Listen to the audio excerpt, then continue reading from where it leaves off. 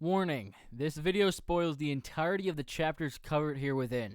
If you wish to experience them without being spoiled, turn back now. Oh boy. Okay, so I went over this in the One Piece review, but since these are separate videos, I'll go over it now. This week in Shonen is soft dead. They will be more for long, big chunks that I do not do these weekly or bi-weekly videos for these chapters. But both One Piece and the Chainsaw chapters this week flowed way too well to not do these separate videos. It's in this week in Shonen, putting those stories together feels like I'm not doing one story enough credit, but putting them in their own separate video, like each chapter in its own video, would feel disconnected. So I wanted to do this 2-in-1 because these chapters flowed way too well. So this is chapter 112, Between Cat and Criminal. We start off at the school where Yoru is telling Asa that the uniform sword was a strong weapon, but it was more fragile.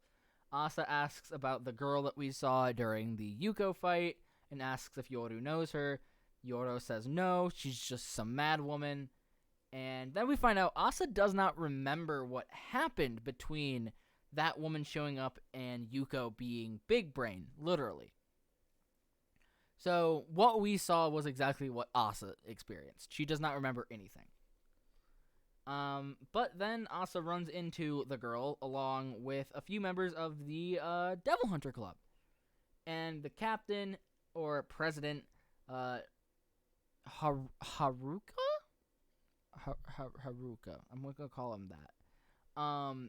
Says that they lost 2 members that day. 2 days ago, they lost 2 members. One of them died and one of them quit. But the one who got the eye injury said that she fought better than him and said that she would be a very good asset to the team. He offers that, and Yoru takes control and asks if Chainsaw Man's in the hunting club, and if so, who is he? And the guy takes it, and he pulls up his shirt and his jacket, and he has a ripcord. He has Denji's starter. And he says, here's your answer. Yoru looks at it, has this very determined look on her face, and says, I have something I need to do today. See you around, Chainsaw Man. And leaves. And Asa and Yoru have a conversation. Yoru is 100% set that is Chainsaw Man, but can't beat Chainsaw Man by herself. She needs a strong weapon to do it.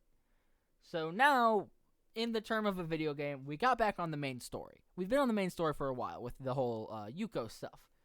But now we are being put on a side quest to obtain a weapon that is powerful enough to beat Chainsaw Man.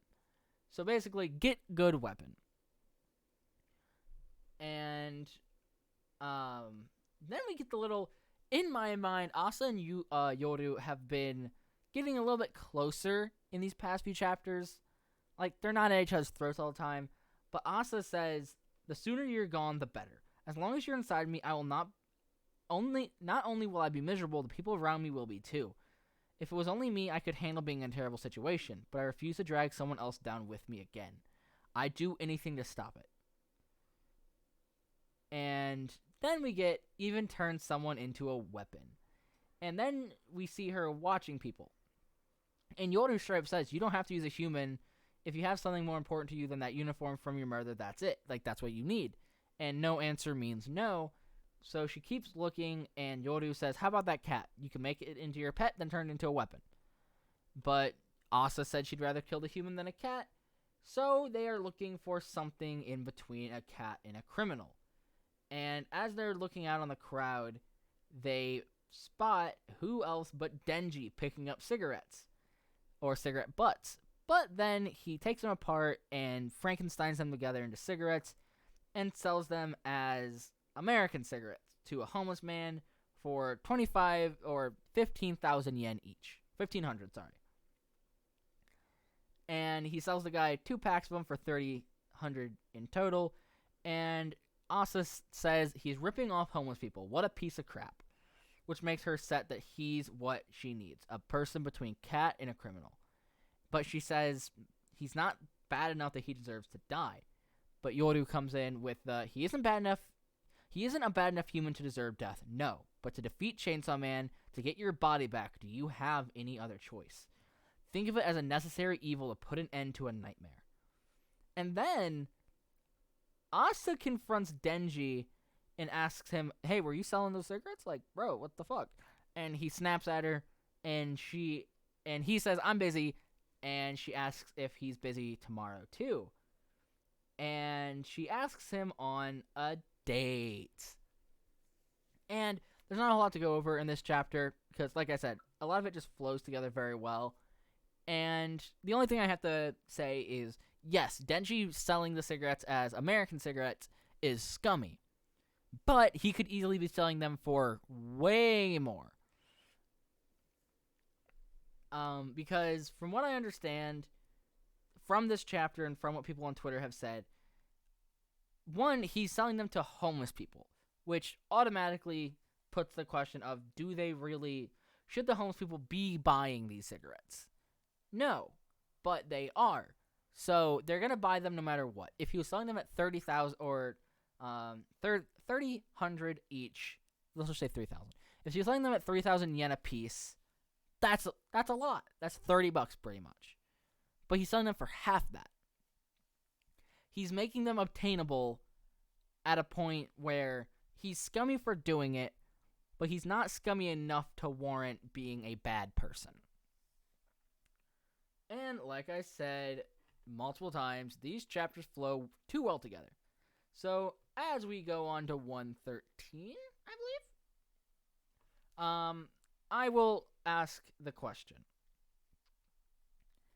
is Denji a bad enough person to warrant death? Because obviously, with the story being what it is, I doubt he's going to die. The story is still called Chainsaw Man. He is the protagonist, even if we're looking at Asa as the main character for now. And for everything we know he's done. He has almost let people die to save a cat and all this stuff. Or he did let people die to save a cat. Denji is not bad enough person to warrant death. But he has the worst luck with women, which we will be getting into going into this chapter. Also getting ready for the date, and she's so confident in her ability to seduce him. With the selling point is, I'm pretty darn cute. He'll be head over heels for me once we hang out a bit. And I'm not even going to read these.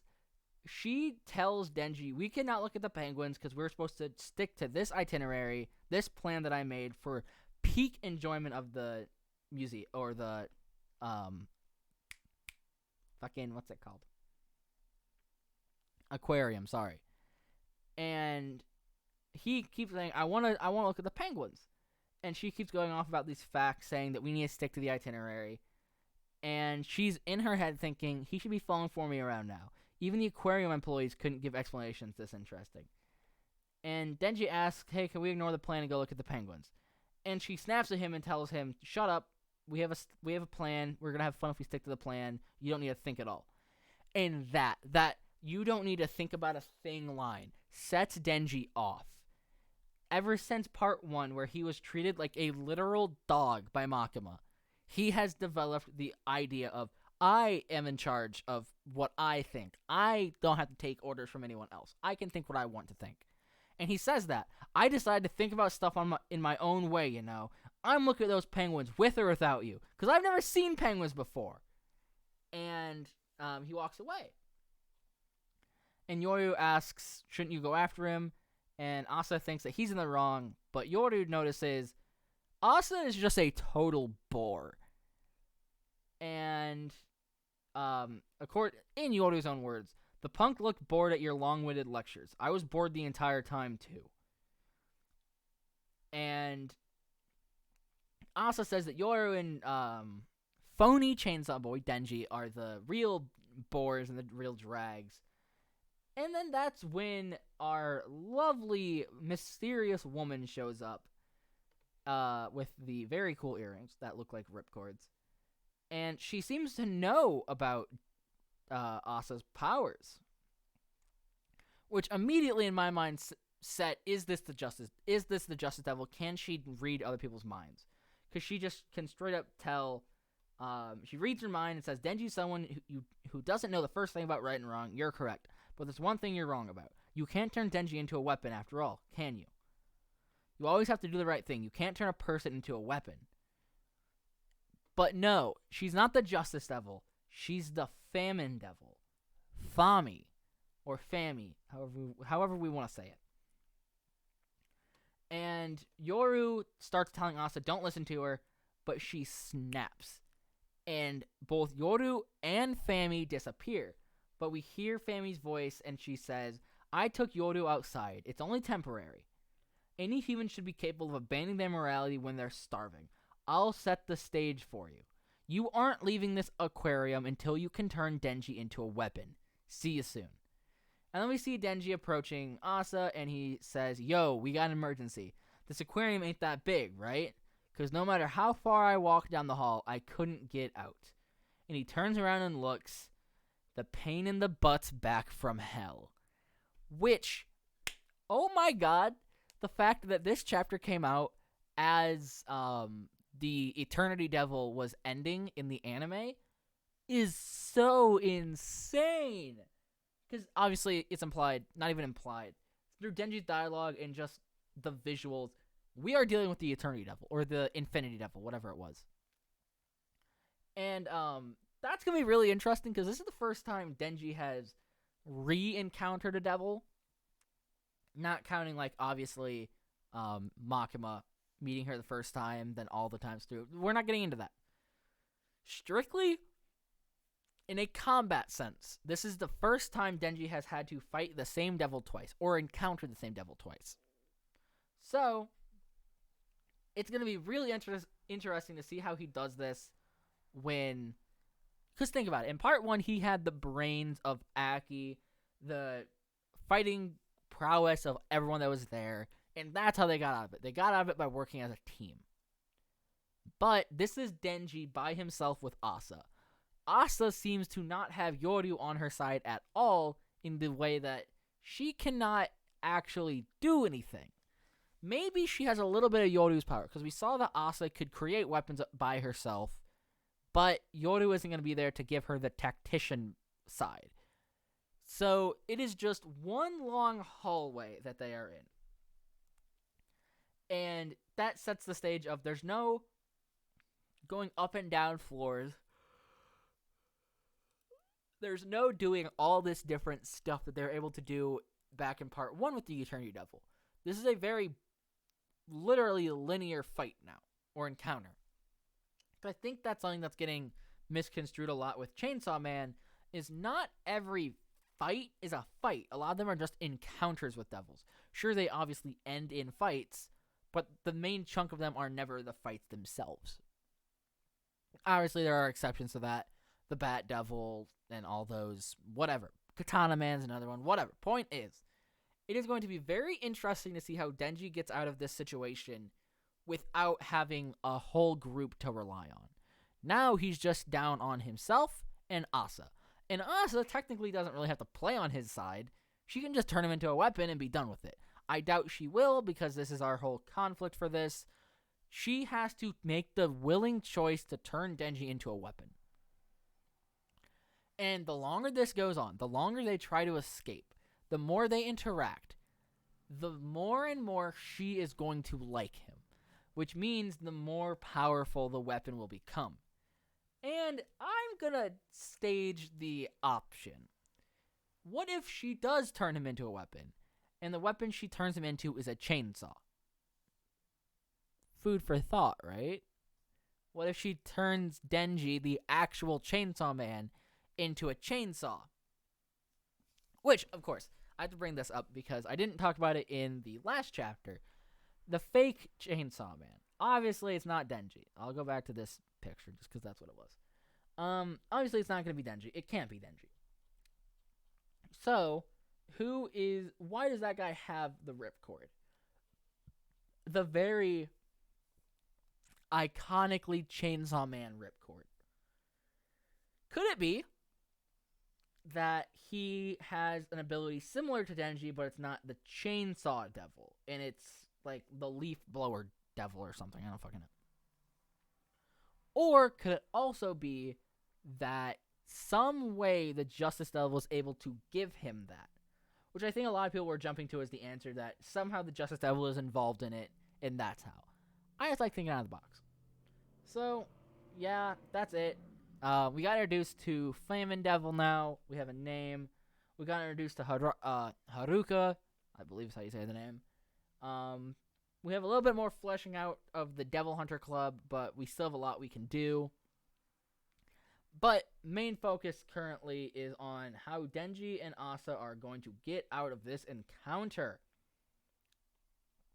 And of course, like I said, going into the teaser text, I guess. How does Denji keep getting such bad luck with women that every woman he has encountered wants to kill him, except Himino, maybe. Even Kobini has tried to stab him. So Himino is the only, from what I remember, the only woman that hasn't tried to murder him. So he's gotten some real bad luck.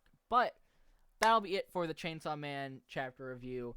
I hope you guys had a fun time watching this. I hope anyone that has stuff to point out wants to point it out in the comments. Make sure to hit the like button. It really lets me know that you guys are enjoying this. And it lets me know that I'm doing something right with these series reviews and not This Week in Shonen. And until next time, really, stay safe, have fun, and read more manga. Okay, guys. Bye.